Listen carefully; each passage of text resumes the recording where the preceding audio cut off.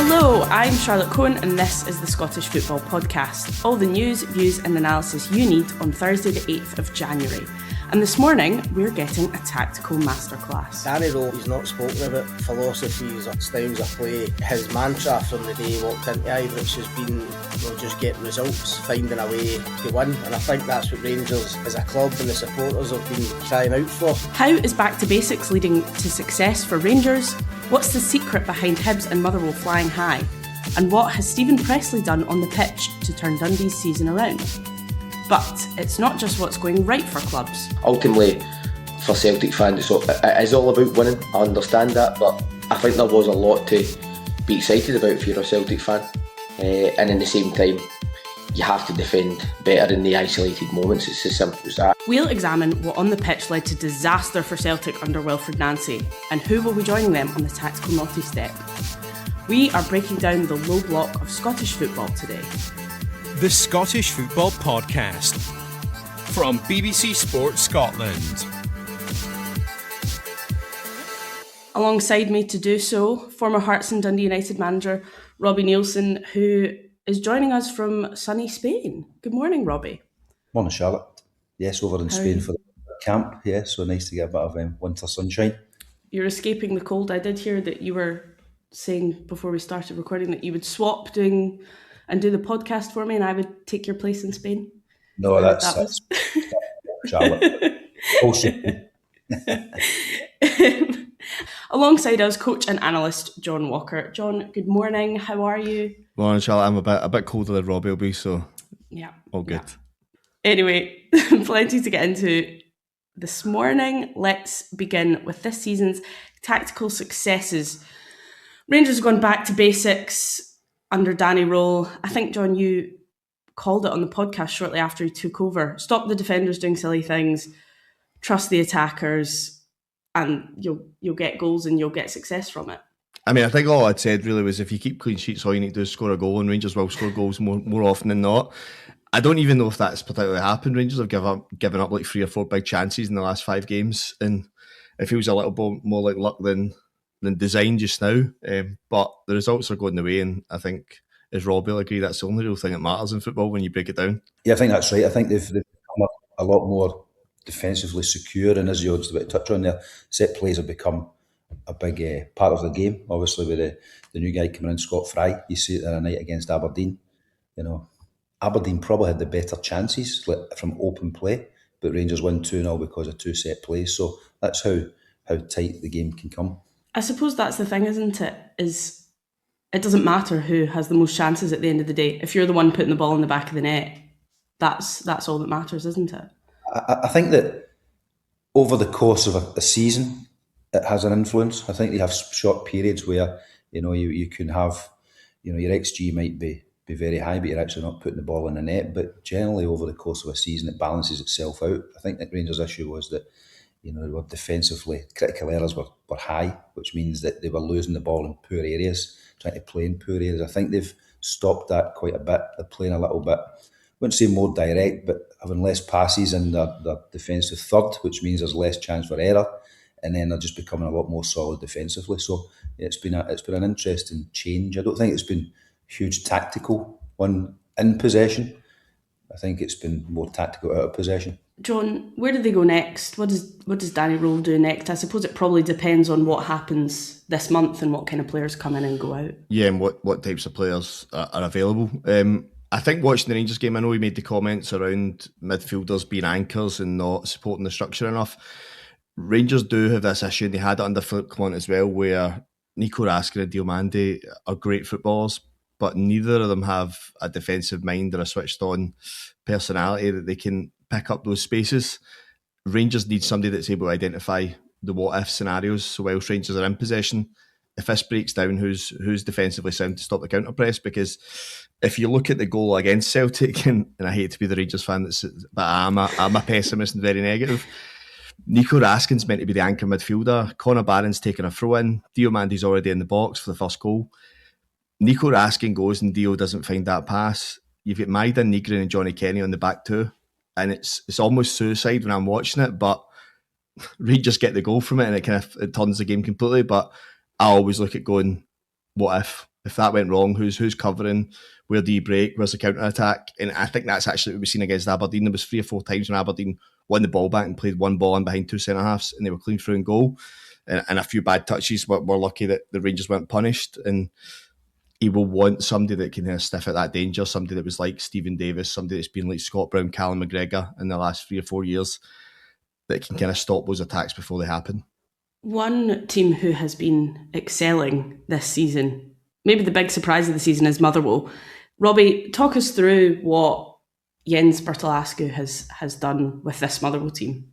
Yeah, I think it's been exceptional what he's done, to be honest. I think there's 2 sides of it.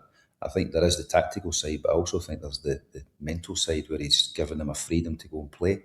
I think at the start of the season, when they were in the League Cup, which is always a difficult tournament, they had a few difficult results, and it had been easy for the players and the manager to change and crumble under the pressure, but he stood strong. And it's interesting listening to his interview the other night where he was talking about psychological safety, which is very important if you want your team to pass the ball.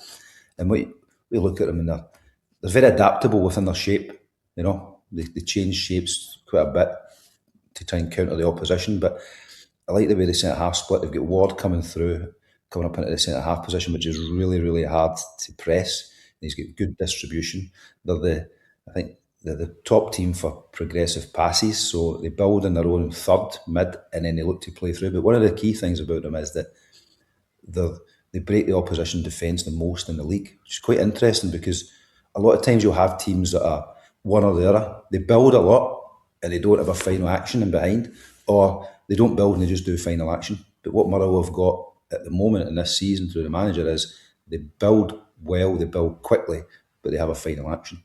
So it's really interesting to watch. And I actually quite like watching them, the way if they play the 4-2-2-2 and it's like no strikers, the wide players create the threat, it gives a back four a real difficulty. The 2 wide players pin the back four, which allows you to flood that midfield area with players. You get the overload, you play through, and then they've got pace. So I think that they've also got a squad that looks as if they can bring players in and players out. So a lot of time with teams like your Motherwell, Hearts, Hibs, to an extent Aberdeen, they don't have a squad big enough to handle 3, 4, 5 injuries. Whereas I think Motherwell have that at the moment because they've rotated quite well. So yeah, it's very interesting and good to see. I suppose the one problem they've had, John, maybe is the kind of lack of goal scoring. We see them create so many chances in a game and they're maybe just missing that final edge some of the time. Well, that is interesting because Robbie said the right thing there. They create so many chances and they break defences so well. Like Elijah Just is my favourite player. I think he's signing of the season. I'm obsessed with him. He's so good on the half turn to create forward. Maswanise has obviously went to AFCON, but he's back.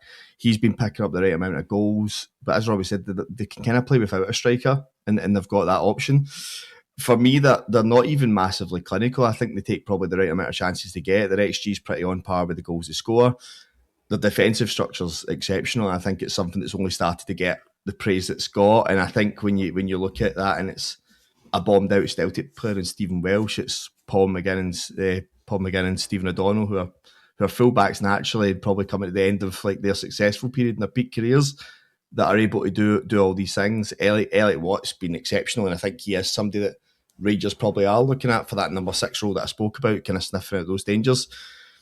If Motherwell had a goal scorer, Motherwell would be in a title race. If Motherwell had Lawrence Shankland in their team, you'd have to be seriously looking and going, there's no reason why, if everyone stays fit, Motherwell couldn't go, because I've not seen many teams do to Celtic what Motherwell did. Like, teams have beaten Celtic recently in the last few years, but I've never seen anyone play Celtic off the park for 60 minutes the way they did. Motherwell are the only team this year that I think have made Hearts look bang average for 70 minutes and look kind of defensively all over the place. So if they got a goal scorer, I'd be more concerned as a Rangers fan as to it being a proper 4-horse race. I think right now that Motherwell are maybe an injury to what are just away from going for a sticky spell. Hibs now, they had struggled at the start of the season, kind of started to pick up in about November. Robbie, why do you think they were so sluggish at the start of the campaign? I think that it's a difficult one because I think they're a solid team I don't think they're like an outstanding team, but it's difficult because you're probably comparing them against a strong Hearts team and a really good Motherwell team as well, So when I look at them, they've picked up recently because they're scoring the chances they get. Their offensive positivity has been so much better than their efficiency. So I think that having Bowie in that striker position, has given him a bit of a lift. But I think because he's quite a young kid, he kind of goes up and down, so he'll score kind of unpredictably. He'll maybe go on the bounce for 4 or 5, and then maybe not for a few weeks. And I think, it's a difficult one with Hibs. I think because I think they're a good team, but they're not a great team. And I think we've got a few really good teams outside the Old Firm this year, so they're kind of going under the radar a wee bit. How, John, do they keep that consistency in their form as the season progresses? I think now that the start to the season with Europe, you always see Scottish teams struggle with that adaptation of the early start to the season when you're playing Thursday, Sunday, and it knocks people out. I think it's when you look at Hearts, I think this is why Hearts are probably in the best position they're ever going to be to win this title, is it makes such a difference being able to have your week already set. When you don't have midweek games, you can have your set piece session, you can have your 2 and 10 sessions, you can have the right recovery in the middle of the week. If you look at like Danny Rowe and Wilfried Nancy, who had 1 or 2 sessions for the first 5 to 6 weeks, and I don't think fans always realise how few minutes you actually get on the training pitch to do things properly. I think now that Hibs have settled, you're just going to see Hibs kick on it. I think again the same way they did last year when they got to this spell where David Gray was almost on the edge to be sacked, and they went on that run where they were probably the form team from December through to May. I think Hibs are capable of doing that because they've now got the experience to do so. I think if they keep hold of Josh Mulligan and Kieran Bowie, that'll be a big thing. They'll be wanting the 31st of January to pass because Kieran Bowie is someone that I think that could, despite what Robbie said, is absolutely bang on. He's up and down just now, but I think he's somebody that could go to Celtic and score the chances they've been creating. I think Josh Mulligan could go play for any team at high Championship, low Premier League, or Rangers and Celtic in Scotland. So if they can hold on to them too, because I think you're probably getting similar to the stage of Kevin Thompson, Scott Brown, as to they'll be perfect if Hibs can hold on to them. If they lose them, they might start to go for a better transition period. Further down the table, Dundee have kind of turned a bit of a corner recently. Robbie, has Stephen Pressley changed something in these last couple of games? Obviously back off the back of that 1-0 Derby win. Have you noticed anything different about Dundee that's leading to them performing? I know Stephen very well and speak to him pretty regularly, and I think that he came in at the start of the season and they were trying to find a way to be kind of defensively stable, and they got it a little bit, and then they started to have 1 or 2 decent results, and he felt maybe they could get a little bit more possession, so he changed a little bit. They lost a couple of games and they decided, we need to go back to being defensively solid. So they've come back to being a lot more defensively solid, which has allowed them to give them a base to then go and win games. And they start to take their chances as well now. As we know, when you speak about Motherwell needing a striker at the level of Motherwell or Dundee, they kind of really outside the Old Firm, and to them extent as well, it's very difficult to get a natural goal scorer because they're so expensive. Hence why, Hearts will get Shankland and he's the best in the league. It's difficult to get them. So, you're never going to have a high conversion rate of chances just with the level that we're at. So I think that Dundee are going through a period at the moment where they're scoring their goals, yes, but they're being so much more defensively solid. A lot more solid at set plays, a lot more solid out of possession and in possession. So I think the defensive aspect has been the big part of it. And it's similar to that to a lot of teams over the years. When you look at St Mirren, their success has been based around defensive stability and strength. And then they put the players in the top end of the pitch that can score the goals. And as all these teams will do, they'll go through, win 3, maybe draw 3 as opposed to win 3, lose 3, solely because, the goal scorers will score, but they're becoming a lot more solid. So yeah, I think it's been great to see for Stephen because we had a difficult start to the season. But now they look that they're the form team, aren't they? They're going into this game at the weekend with potentially going 4 in the bounce, which is fantastic.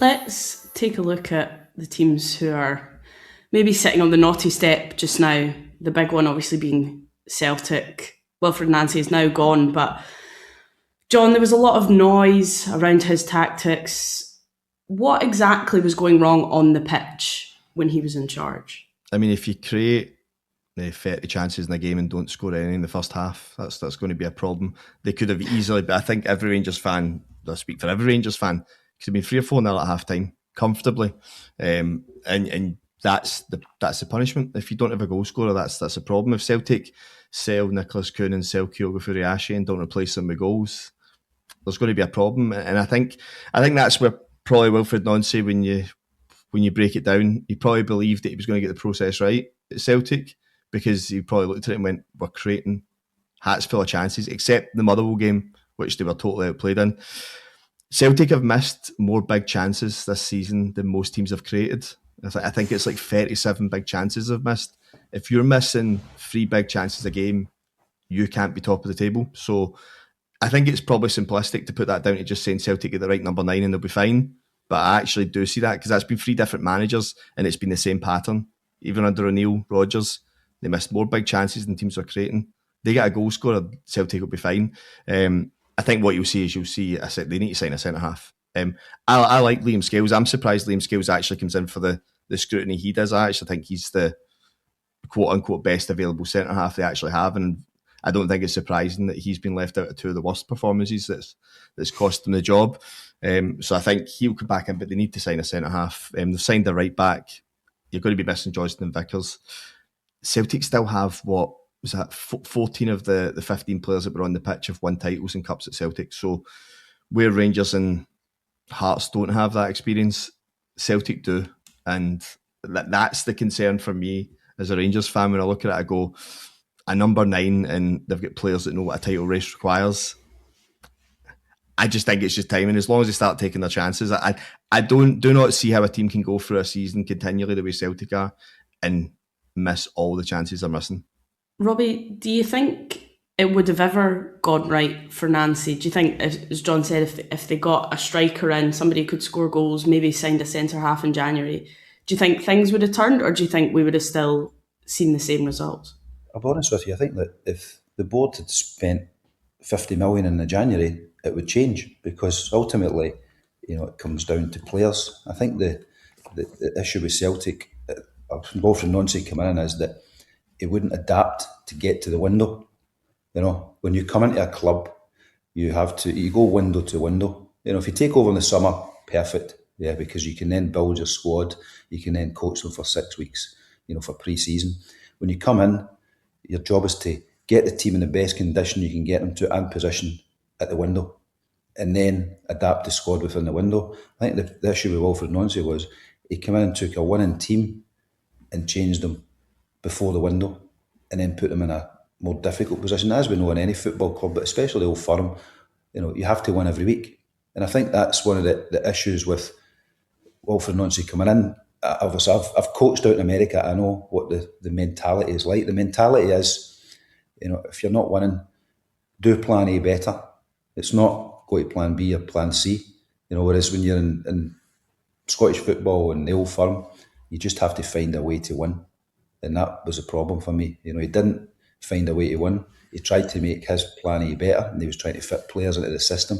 When you play that 3-4-3, it's a fantastic system when things click, but you have to have the right type of players in the right positions, because when you see the first half against Rangers, they're popping it, and they did look really well. All the rotations and the movements you'd expect for a 3-4-3, left side centre half, into the wing back slips it in for the 10 makes a run behind, they put the ball across and they get the shot at goal.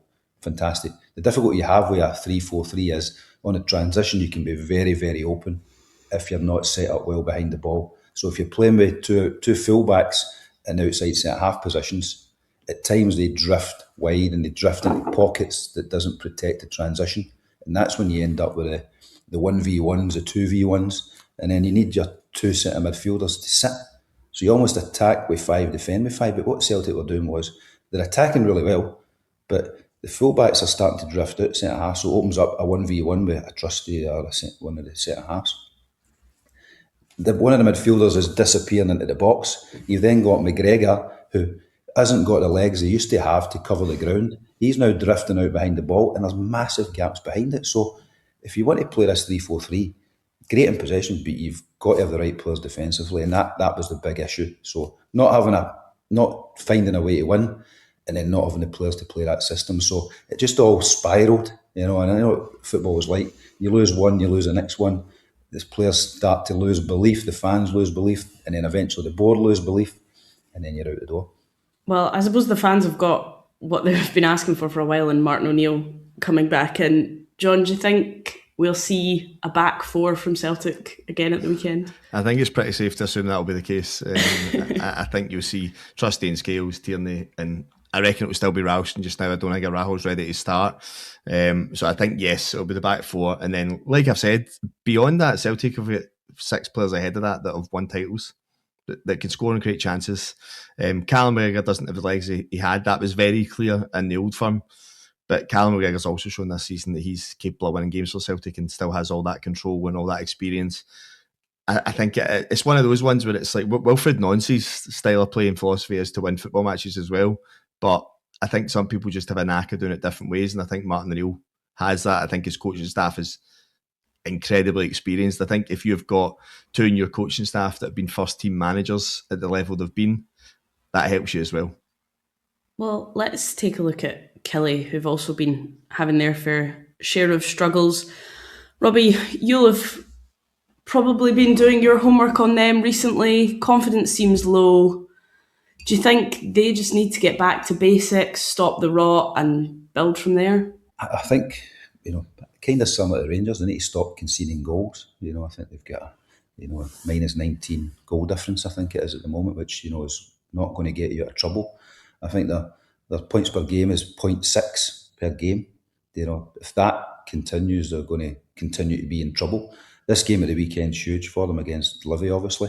I think I think over the summer, when I look from externally, they've lost a lot of experience within the team. They've lost Joe Wright, who was one of the main players in the defensive aspect and organising it, which is huge.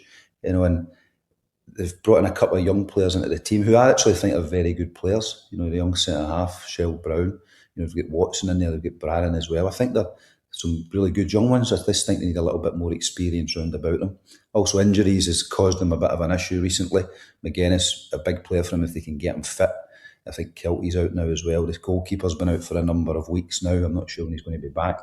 So I think that the decision is, do they wait to get these guys back, or do they invest in now to try and give them a push? I think there has to be some sort of investment within that squad, because I do think there's some good players in there, but it's been a difficult period defensively. They are playing Livingston, as you mentioned, Robbie, at the weekend. Do you think, John, it's fair to put Livingston in this kind of bracket of teams that have been struggling tactically, because they haven't really looked hugely down and out in games? No, they've not, and they're actually probably a little more positive from the way they started the season to the Livingston that have been in the Premier League previously. I know David Martindale had said they didn't want to change for that. He wanted to try and take the momentum they had got from the Championship, because I think if people had watched them in the Championship, they're a very good football inside, and I think that's probably something David Martindale's been battered with too much, as I think he gets branded a kind of more structured coach, a bit more negative, and doesn't play good football. But I think we've seen that is the case, and I think what you're probably taking from that is, in previous seasons in the Premier League, David Martindale's been very adaptable and worked with what his playing staff was and what they were good at, and that was try to keep clean sheets and then nick a goal from a set play or nick a goal on transition. I think probably you'll start to see maybe some recruitment or maybe some work towards trying to fix that problem and trying to be a bit more structured in games, and then just go back to trying to nick goals and stuff, because I think he's still got a playing staff there that can do that. He's got good experience in the team. They actually recruited really, really well in the Championship and in preparation for this. So I've been quite surprised as how low down they are. But the problem they've got is, I don't know where you put this. I try and be more positive about Scottish football. Only pessimist when it comes to Rangers. I think Scottish football as a whole in the Premier League, I think every team is got better coaching staff, better managers, better players. I think the league's actually got a lot better overall, and that's actually where you're seeing the issue. That's where you're seeing Rangers and Celtic dropping more points than they usually would. I don't think it's particularly that Rangers and Celtic are dreadful. I think Motherwell, great coach, Hearts have got a great team, Hibs have got a great coach and a good side. Livingston have come into a situation where Falkirk have came up, and Falkirk are a good side. Aberdeen will start picking up points. St Mirren have got the experience to get out of where they are. And Kilmarnock, although they've yo-yoed before, Kilmarnock are a good Premier League side. They've just maybe lost Fraser Murray, which I think is huge and completely. I think this is a problem that teams like Kilmarnock have, is if you lose somebody like Fraser Murray, okay, it was only like 7 goal contributions, but if you watched Kilmarnock, Fraser Murray was the heart of everything they did, and he went away in a free for Wigan. So it's how do you replace that? I think Livingston will be okay. I think Livingston have got enough about them to get the points they need. David Martindale's got enough experience to have kept him in the league as long as he did previously. I think it's Kilmarnock's the one I worry about. Right, well, that is all we have got time for. Many thanks to Robbie and John, and thank you very much for listening. Remember, we are here with new episodes of the Scottish Football Podcast bright and early every day, so make sure you don't miss out, subscribe on BBC Sounds, and have push notifications turned on in your phone.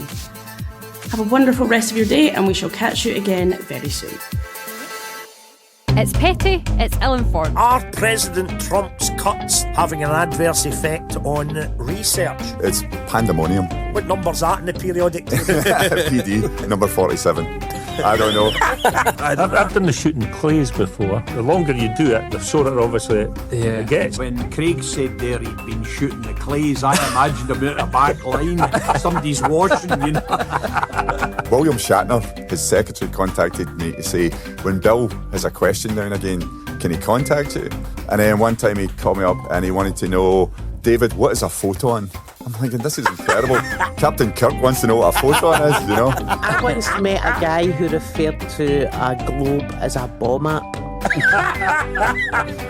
bomb app. A bomb app. Look at the bomb app. What we normally do is spin the bomb app and we see where we go on holiday. The Off the Ball podcast, available every Monday on BBC Sounds.